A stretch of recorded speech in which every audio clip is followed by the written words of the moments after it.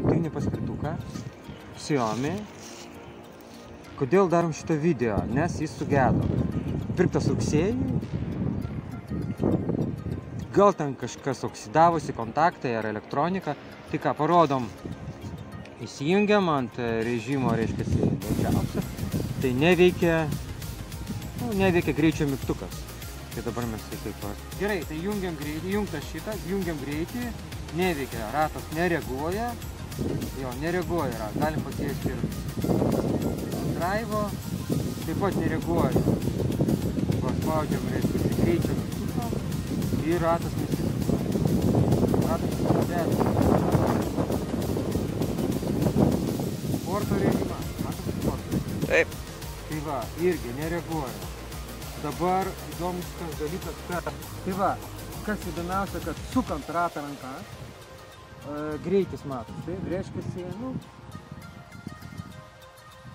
kažkas valdyme, reiškia, susidavusi valdymo. Tai va, tai yra vienas gedimas. Taip, antras gedimas, kad blokuojasi galinis ratas. Tai kas čia, ar suportas užrūdėjo, ar sugedo stabdžių suportas. Tai va, sukant, jis pats stabdos, va. Tai va. Tai gerai, dabar. Tai ką, vedant, reiškia, galinis ratas užsikirta, kaip įrodėm. Tai vedas, va, užsikirta. Dar kartą.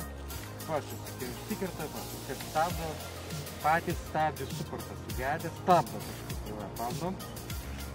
Va, užsikirta, mato? Tai va, ar užadėjo stabdžių suporto mechanizmas, kažkas toks. Tai va, mes nestabdom jo, tiesiog tai va. Vedam gražiai ir užsikirta.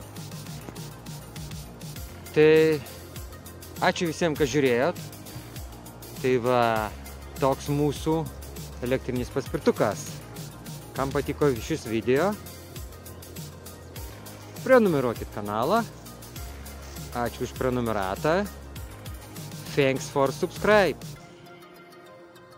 Tai ačiū visiems. Iki.